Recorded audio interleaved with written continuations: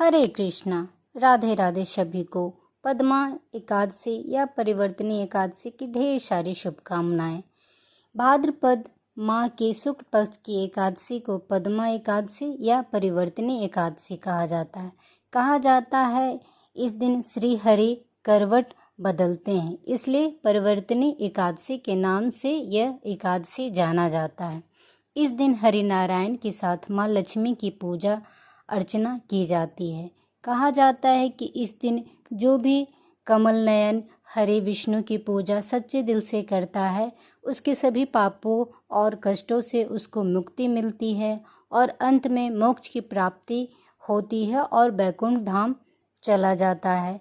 इस प्रकार श्री हरि और नारायण की कृपा प्राप्त होती है। माना जाता है कि इस दिन 52 अवतार जो हरे विष्णु का 5वां अवतार है, उनका पूजन विधि विधान से करना चाहिए। तो आइए इस दिन का कथा का श्रवण करते हैं। तो आइए परिवर्तनी एकादशी के कथा का गुणगान करते हैं।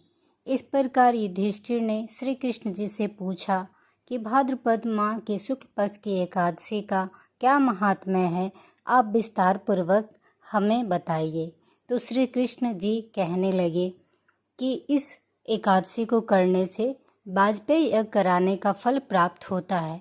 मनुष्य के सारे पाप कष्ट मिट जाते हैं और उसे अंत में मोक्ष की प्राप्ति होती है। 52 अवतार की पूजा अर्चना करने का विधान है।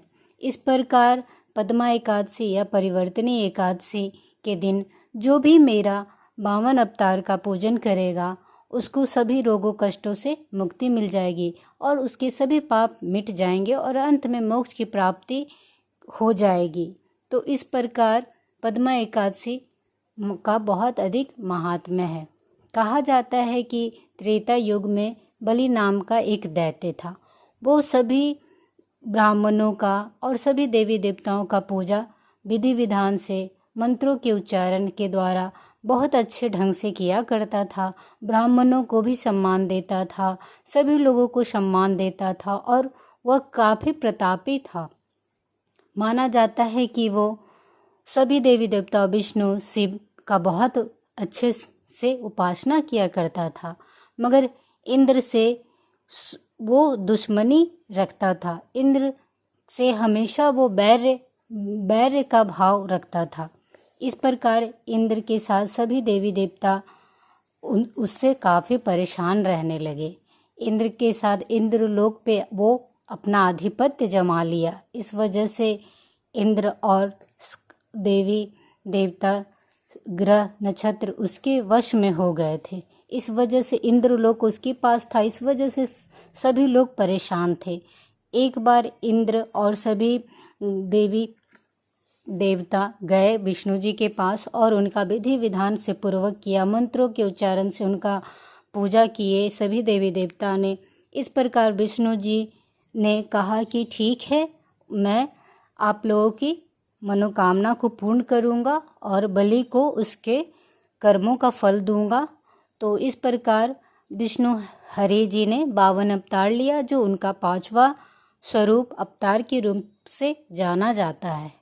कहा जाता है कि बलि के घमंड को चूर करने के लिए विष्णु हरि ने 52 अवतार लिया और कहा कि मैं ब्राह्मण को वो दान पुण्य बहुत करता था बलि। इस प्रकार 52 अवतार में ब्राह्मण स्वरूप उन्होंने रूप धारण किया और बलि के पास गए और कहा कि मुझे 3 पग भूमि चाहिए, आप मुझे दान में दें। विनम्र भाव से 52 अवतार रूपी विष्णु जी ने कहा।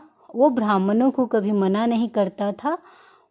बलि को लगा कि ये तो तुझ सी भिक्षा हुई, तो मैं तो आसानी से दे दूंगा।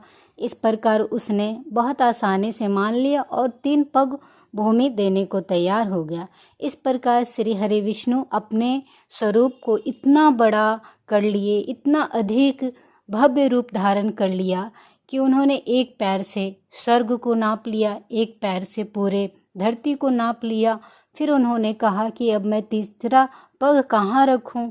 इस प्रकार बलि सोच में पड़ गया और विनम्र भाव से उसने अपना मस्तक को झुका लिया।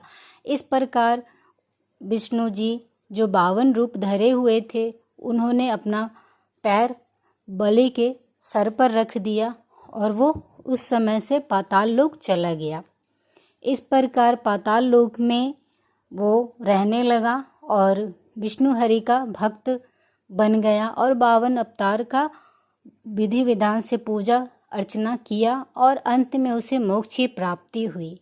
इस प्रकार कहा जाता है कि इस दिन भगवान हरि योग निद्रा में जो हैं पाताल लोक में, वो करवट बदलते हैं अपनी, इसलिए इस एकादशी को परिवर्तनीय एकादशी के रूप में जाना जाता है। इस एकादशी को करने से मनुष्य के सभी पाप धुल जाते हैं और मोक्ष की प्राप्ति होती है। इस प्रकार विष्णु जी ने कहा कि हमारे इस अवतार को 52 अवतार को जो भी पूजा अर्चना करेगा उसके सभी पाप कष्ट मिट जाएंगे और अंत में मोक्ष की प्राप्ति होगी। तो हमारे विष्णु जी बहुत ही दयालु हैं। सभी को एकादशी व्रत का धारण करना चाहिए और माँ लक्ष्मी के साथ उनकी पूजा अर्चना करनी चाहिए। और इस दिन गणेश जी की भी पूजा होती है। तो सभी देवी देवताओं के साथ माँ लक्ष्मी का और विष्णु जी का गुणगान करें, एकादशी व्रत को धारण करें और अपने सभी कष्टों पापों से मुक्ति पाएं। हरि ओम।